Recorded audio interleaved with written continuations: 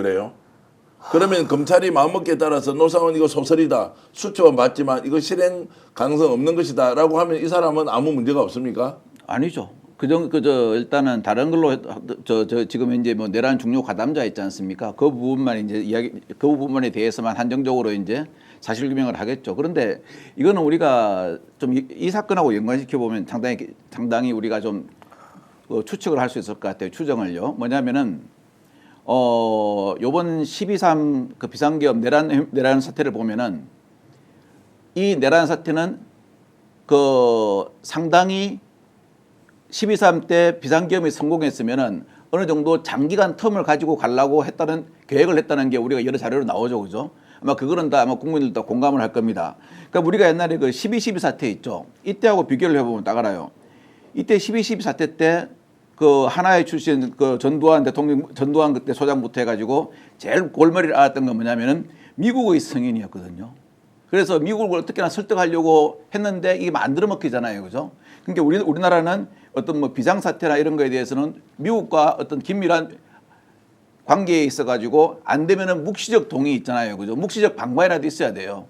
그러면 가장 좋은 게 내부적으로 국민을 설득할 수 있는 것은 어떠한 뭐 고문을 해서도 어쨌든 불법 선거에 증거를 잡아내는 거겠죠. 그럼 비상계엄 명분이 있으니까. 그리고 이 비상계엄을 미국도 설득하고 어느 정도 기간을 가지고 있으면서 자기들이 권력을 완전히 장악하기 위해서는 제일 우리가 많이 여태까지 역사적으로 이용했던 게 무엇입니까? 북한의 북풍 아니었습니까? 이런 게 이제 이번에 노상원 수첩을 보면은 많이 나타나고 있기 때문에 노상원 수첩에 있는 말이 전혀 뭐 노상원이가 약간 정신적으로 문제가 있어가지고 막 쓴 거다. 그렇게 딱 이렇게 단정하기는 어렵다는 거죠. 자, 그래서 지금 우리는 윤석열 탄핵 관련된 헌법재판소의 진행상을 보고 내란 사건 수사도 계속 가는데 왜 우리는 노상원의 이 문제에 대해서 집중을 하고 있지 못하느냐. 국회는 제대로 다루고 있느냐. 검찰은 그런 묵비권 행사하면 그냥 숫자만 가지고 언론에 이렇게 흘리듯이 하고 끝날 일이냐. 자, 이거 어떻게 해야 돼? 노상원이 이제 매우 중요하다는 거예요. 매우 중요하고요. 저는 노상원의 배후, 노상원에게 직접적으로 이런 생각을 가지게 한 사람, 또 실제 노상원과 같이 이런 공작을 펼친 그렇죠. 사람, 예. 이 사람이 누군지를 지금 밝히는 게 가장 중요하다고 예. 보는데 이 얘기를 하면 꼭 나오는 게 김건희가 통일 대통령을 꿈꿨다. 이 얘기가 꼭 나오거든요. 예. 자, 김건희가 통일 대통령을 꿈꿨다는 게 도대체 무슨 가당치도 않은 말이지만 실제 그 얘기가 왜 계속 나오냐. 전혀 아무것도 아닌데 계속해서 이런 말이 나올 리가 없잖아요. 그러면 김건희는 북한이나 노상원이나 주술이나 이런 것에 연관해가지고 뭔가 자기 역할이 있을 거라고 생각해서 거기에 계속 집착을 했었다라고 하는 게 드러나고 그러면서 계속 북한을 뭔가 자극해가지고 자기가 원하는 바를 뭔가 자기가 해낼 수 있다는 식으로 사람들하고 얘기를 했었던 게 좀 드러나는 것 같아요. 그래서 더 중요한 게 노상원이가 무슨 보살이라고 그랬잖아요. 아기 보살인지 무슨 보살인지. 네, 보살집을 네. 차려놓고 있었죠. 그리고 비화폰으로 안산보살, 지금 비화폰으로 계속해서 뭔가 지금 사람들하고 통화를 하고 있잖아요. 네. 그리고 그 배우는 직접적으로 닿아 있는 사람으로 김용현이라는 거잖아요. 김용현하고 친한 사람이 누굽니까? 김건희잖아요. 그렇죠. 그러면 이 사람들이 전체적으로 저는 이 모든 것들을 계획을 세웠을 가능성이 있어 보인다. 특히 노상원 수첩에 나와 있는 사람들의 면면을 보면 명단이나 뭐 그 사람들 보면 다 김건희가 싫어한다고 알려진 사람들 사실 그 안에 다 들어있어요. 물론 뭐 윤석열 씨도 싫어하겠지만 김건희 씨도 싫어하는 사람인데 그 사람들 얘기가 이름이 다 들어가 있거든요. 그 얘기는 무슨 얘기냐면 이 명단을 만들거나 명단에 영향을 미친 사람도 김건희였을 가능성이 매우 높다라고 하는 거거든요. 저는 그래서 지금 이제 더 이상 뭐 탄핵이고 뭐 중요한 게 아니고요. 맞습니다. 대한민국을 완전히 뒤집어 놓으려고 했었던 이 역적들을 그렇죠. 이 사람은 역적이거든요. 이 역적들을 우리가 정확하게 파헤치기 위해서는 검찰이든 어디든 간에 정확히 나서가지고 이 상황에 대한 정확한 수사를 해가지고 이 국민들에게 정확한 실체적 진실을 알려줘야 되는 게 되게 필요하다고 지금 봐요. 그러니까 그 부분들에 대해서 조금 자, 취재를 좀 그래서 해보세요. 이제 비아폰을 들고 있었으면 비아폰을 누군가 줬을 거 아니에요. 예. 그럼 민간인은 비아폰을 가질 수 없는 것이고 그렇죠. 그 비아폰에 대한 통신 정보는 경호처에서 지금 다 관리를 예, 하고 예. 있고 그럼 이 비아폰을 자 압수해서 검찰에서 보면 예. 통신 기록 자체가 존재하지 않습니까? 예. 없습니까 비아폰은? 있습니다. 있지 않습니까? 예. 이 폰 안에도 있는 것이고 예.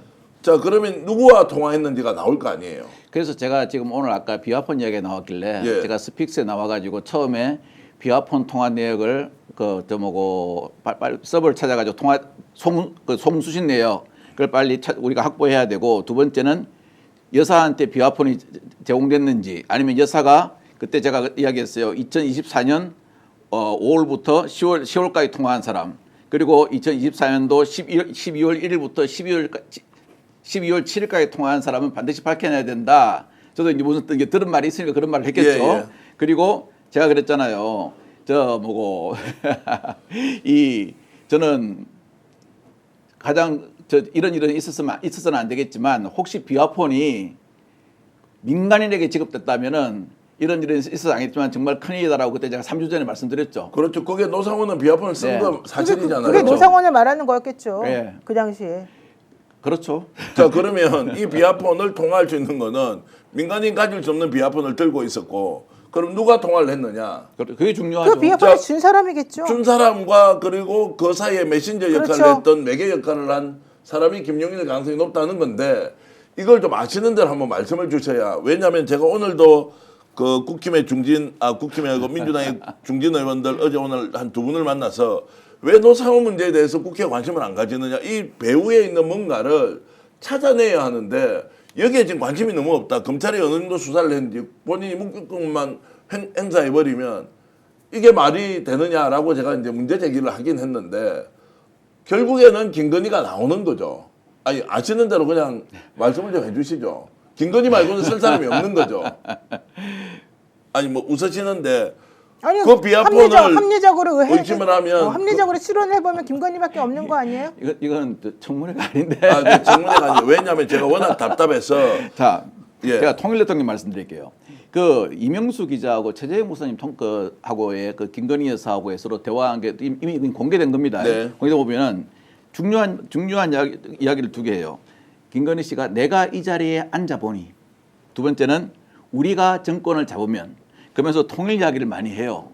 결과적으로 김건희 여사의 의식 속에는 대통령이 누구라고 생각할 수 있는지를 갖다 우리가 미루 유추적으로 알아볼 수 있고요. 그다음에 이 비화폰 종류는 이제 뭐가 있냐면은 어떤 직위에 있는 사람한테 장기적으로 주는 폰이 있어요. 그거는 어떻게 하냐면은 예를 들어서 뭐 그 국방부 장관한테 준다 그러면 국방부 장관 김용현, 뭐 010 옛날에는 뭐 4770으로 주로 많이 나갔어요. 4770에 몇 번 정해져 있어요. 근데 이 비화폰 중에서 보면은 예비폰이라는 것을 둬요. 그건 특정한 행사가 있을 때 쓰거나 어떤 중요한 뭐 그 새로운 임무 태스크포스가 있을 때 쓰거나 하는 거거든요. 그걸 우리가 테스트폰이라 그래요. 근데 보면은 이번에 참 제가 우스웠던 게 이 테스트 수, 테스트 예가 나오더라고요. 그래서 내가 그 말 듣고 참 우스웠다라는 생각을 했는데, 뭐 이 비화폰 그 불출 대장만 딱 하면은 테스트폰이 누구누구에 지급된지 알면은 이것은 완전 백일하에 드러나지 않겠습니까? 그 테스트폰하고 김건희에서 그 비화폰하고 통화한 사실만 보면요. 그 두 번째는 그 아주 뭐 내밀한 이야기를 하려고 했을 때는 이 테스트폰을 갖다가 한 2개월 한 번씩 바꿔준다든가요. 번호를 바꾸지 않았겠습니까? 이런 게 있으면 더 이상한 거죠. 자, 그래서 한번 봅시다. 자, 김건희 특검 문제가 12월 10일 날 국회에서 의결을 하려고 했죠. 국힘은 그때 이제 동조자가 나와서 200표 이상 나올 것이다. 12월 3일 날 비상계엄을 밤에 10시 반에 예. 이제 공포를 하지 않습니까? 자, 그날 그러면 12월 3일로 가고 12월 10일이 예고가 돼 있었고 11월 4일 날 수사 결과 보고서가 나오고 명태균 게이트로 이어지면서 막 이제 이런 게 하나가 있습니다. 시청자 여러분들 같이 저하고 좀 생각을 하면서 들어주시면 좋겠습니다. 다른 하나는 자, 계엄에 대비한 여러 가지 실제 상황들을 이렇게 쭉 계획했던 스케줄표가 있었고 실행 계획들이 다 있었겠죠. 이게 어느 시점에 딱 맞아 떨어지는데 12월 10일 날 국회에서 특검을 통과시키는 순간 김건희 모든 게 끝이다 라고 하니까 날짜를 당겨서 실행했을 가능성이 높다. 이것은 이제 다수설로 가고 있습니다. 소수설이 아니고 다수설이다. 윤석열이 왜 그렇게 서둘렀느냐? 김건희로 쪼아오니까 김건희의 오다에 의해서 12월 3일 날 비상계엄을 선포했을 것이다 라고 이제 보는 것인데, 자, 그렇다면 이 문제에 대해서 왜 검찰은 단 한 번도 수사를 하려고도 하지 않고 지금, 그리고 이런 상식적인 의혹에 대해서 수없이 많은 증거가 나왔는데 여전히 스톱하고 있는 이유는 뭐냐? 윤석열 저렇게 끝이 나고 있잖아요. 탄핵이 되는 게 기정사실이고 내란죄도 혐의를 풀 수가 없잖아요. 유독 김건희만큼은 아무도 손을 지금 못 대고 있는 이유가 뭐냐라는 질문을 좀 드리고 싶은 겁니다. 저는 그게 이상하다고 뭐 계속 얘기를 하고 예. 있는데 실제 명태균 씨 주장이 그거였거든요. 12월 3일 날 비상계엄을 하게 된 계기는 내가, 여기서 나는 명태균을 말하는 거죠. 내가 김건희와 통화한 내용, 내가 윤석열과 통화한 내용, 이런 것들을 가지고 있다라는 사실을 알렸기 때문이다. 이 얘기를 명태균 씨가 명확하게 해요. 내가 너네들이 나하고 통화한 내용을 다 가지고 있다. 그 내용을 미리 일부러 알렸다. 왜냐하면 자기가 그 구속돼서 들어가기 전에 자기는 그것들을 사람들에게 알려야 된다고 생각했기 때문에 알렸고, 거기서 말하는 사람들이라고 하는 건 김건희를 말하는 거였거든요. 김건희와 윤석열을. 자, 그랬는데 그 이후에 또 무슨 일이 벌어졌냐면 12월 2일 날 조태현 국정원장이 김건희랑 문자 2번, 단문자 1번 했는데 그게 무슨 내용인지 잘 말하기가 곤란하다라고 했었었죠. 바보 아니에요. 기억도 안 난다니까. 네, 그 중요한 거를 쭉 하다가 기억도 안 그리고 난다. 김봉식 서울청장이 예. 나 대통령하고 계엄하는 날 8시에 밥 먹었는데 대통령이 개인적인 일 때문에 내가 비상계엄 한다라는 식으로 자기한테 뉘앙스를 흘려서 자기는 매우 놀랐다. 이런 얘기를 했었단 예. 말이죠. 그리고 난 다음에 대검에서 사실 이제 법무부 차관이 지금 대행을 맡고 있는데, 장관 대행을 맡고 있는데, 그 법무부 차관이 처음에 국회에 나와가지고 국정조사할 때 뭐라고 했냐면, 나는 뉴스타파에서 보도했던 그 수사보고 11월 4일 때 수사보고 모른다, 못 받았다. 그리고 실제 뉴스타파가 보도한 이후에야 내가 그거를 드디어 인지하게 되었다라고 얘기를 했는데, 그러면서 자기는 진짜 몰랐다는 식으로 얘기를 했잖아요. 그런데 그 다음 날 서영교 의원하고 민주당의 명태균 진상게이트단이 있어요. 민주당의 진상게이트단이 대검찰청에 항의보고를 하러 가요. 항의보고를 하러 갔는데 대검찰청에서 나 청원지검에서 나오는 수사 보고 맨날 받고 있어라고 대답을 해요. 네. 법무부 차관인 이 대행은 난 전혀 몰랐어 이렇게 지금 부인하고 있으나 대검에서는 우리 거 맨날 보고 듣고 있어라고 대답한단 말이에요. 자, 그러면 상식적으로 생각해 보아도 대검의 말이 맞지 법무부 차관이 말하는 말이 맞을 리가 없고, 실제 대검의 말이 맞다면 법무부 차관이 모른다라고 하는 말은 완전 거짓말이라는 것밖에 안 되는 거고, 법무부 차관은 27기예요. 원래 한동훈하고 되게 같은 기수였는데 한동훈하고 친하다기보다 윤석열하고 원래 다 이렇게 라인이 다 이제 있는 사람이었는데, 이 사람이 그러면 자기가 그 내용을 사실은 보고 받아놓고 이렇게 중요한 내용에 대해서 윗선에 보고 안 하고 대책회 안 하고 이러고 놔뒀을까? 말이 안 되는 거거든요. 게다가 더 중요한 건 박성재 법무부 장관이에요. 박성재 법무부 장관은 윤석열 씨가 매우 믿는 사람이죠. 게다가 김주환 민정수석도 윤석열 씨가 되게 믿는 사람이죠. 신부장 검찰총장이 있죠. 자, 이 중에서 박성재 법무부 장관 안가에까지 가가지고 자기네끼리 막 난리를 치던 사람이잖아요. 지난번에 비상계엄하고 난 다음에 곧바로 그 사람 박성재의 태도가 얼마나 아나무인이었고 무례했는지 한번 생각을 해보세요. 지금은 탄핵돼가지고 찍소리도 못하지만 그 당시에 사실은 그 사람의 태도가 매우 이상했었다. 왜 안가에 갔는지 모르겠다. 이런 얘기 다 나왔었거든요. 자, 그러면 법무부 장관이 이 상황에 대해서 자기가 탄핵되기 전까지 이 상황에 대해서 전혀 보고를 못 받았을까요? 그러니까 법무부 차관은 그 당시에 나는 차관밖에 안 됐었고 나는 몰랐다라고 할 수도 있다고 칩시다. 물론 그 말 믿지도 않지만, 하지만 대검에서 나 맨날 보고 받습니다라고 하는데 법무부 장관이 나한테는 안 올랐으니까 나는 모릅니다 그러고 그냥 넘어갔을까요? 네. 대통령 그렇게 친한데 그다음에 민정수석이 그냥 가만히 그걸 내버려 뒀을까요? 검찰총장이 가만히 놔뒀을까요? 아니라고 본단 말이죠. 그럼 이 얘기가 전체적으로 다 종합적으로 좀 계산을 해서 들어가게 되면 결국 명태균 씨가 가지고 있다는 그 내용과 명태균 씨가 끊임없이 김건희와 윤석열에 대한 위험이 될 거라고 하는 뉘앙스와 그다음에 수많은 국회의원들이 계속해서 김건희 특검법을 통과시켜야 된다라고 하는 그 얘기와 국민들이 맨날 모여가지고 김건희 특검을 통과시키라 난리를 치던 그 상황과 다 종합적으로 생각해보면 김건희와 윤석열 씨의 심리 상태가 그 당시에 어땠을까. 그러니까 아까 말한 대로 조태용 국정원장 문자, 그다음에 이 김봉식 청장의 뭐 개인 가족사, 이게 과연 무엇이었을지는 우리가 능히 짐작이 가는 거잖아요. 자, 그래서 그런 걸 이제 짐작을 좀 뛰어넘는 구체적인 수사가 이루어지거나 아니면 그 증거를 알고 있는 사람이 국민들에게 좀 실체를 밝혀주거나, 이제 이 말은 공익 제보를 하거나 언론사에 저희들처럼 그 스픽스 같은데 제보를 좀 해주거나, 국회의원들이 현안 질의를 통해서 계속 증거를 찾아내거나, 이제 이런 것들이 동시에 이루어져야 하는데, 일단 노상원의 메모에 나오는 내용은 너무나 충격적이고 공포스러운 일이고, 이것을 주도했다는 것은 지금 현재 추정컨대 합리적인 추론을 하면 김건희의 가능성이 매우 높다. 이 관계를 반드시 규명을 해야 하는데, 그 규명의 과정을 어떻게 할 것인지 둘째치고, 실제로 김건희는 스타일 잘 아시지 않습니까? 통일 대통령을 꿈꾸면서 이것을 진두지휘하고도 남을 사람이다. 설마 그렇게 했겠느냐? 이 부분은 어떻게 보십니까? 그러니까 지금 더 곤란하신가 봐요. 우리 박관서 아니 뭐 더 스타일 보면 있잖아요. 뭐 솔직히 말씀드려가지고 그 어떤 제가 아까 말씀드렸잖아요.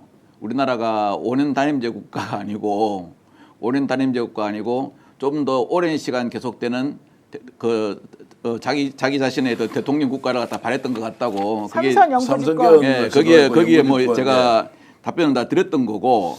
제가 아까 노 변호사님이 말씀하셨으니까 요거는 우리 혹시 시청자들이 헷갈릴 수가 있거든요. 예. 그래서 제가 그 정확히 말씀을 하나 좀 더 드릴게요. 자, 조태용 국정원장 문자 문자가 왔는데 한참 뒤에 답변했다 그러잖아요. 그다음에 아침에 고민하다가 그다음 날 아침에. 네. 자, 그것도 흔치 않은 일이라 그랬어요. 그러면 과연 12월 3일 날 저녁 때 흔치 않는 문자를 이렇게 이 국정원장이나 국정원 1, 2, 3차장이 있죠. 여기는 자기가 높은 사람과 통화하는 폰이 있어요. 제가 저번에 그렇게 말씀드렸죠. 사우나에서 목욕탕 가가지고 사우나 갈 때도 비닐팩에 바로 답변해야 되니까 비닐팩 해가지고 갖고 들어가요. 심지어 어디까지 갖고 들어가는지 아세요? 화장실도. 예, 화장실에 가서 아침에 용무 볼 때도 그거는 갖고 들어가요. 그래서 종종 일 갔다가 변기에 빠뜨리는 사람도 있어요. 예. 예, 그런 에피소드도 있는데 그런데 이거는 김 여사한테 김 여사 전화 비화폰 번호를 다 가르쳐 주면서 김 여사 전화 잘 받으라고까지 다 당부를 했는데 그렇죠. 이거는 조태용 원장이 문자 오면 알았을 거예요. 이거는 제가 옛날 업무 해본상 단 뭐냐 그 문자를 딱 오면 처음에 뜨잖아요. 대충 조금이요. 그러면 딱 보니 무슨 내용인가. 아 이거는 내가 지금 답변하면은 아주 곤란한 상황에 처할 수 있다 하니까 문자 자체를 안 읽은 것처럼 해가지고 답변을 안 했던 그럴 가능성이 저는 다 크다고 봅니다. 그리고 두 번째는 말입니다.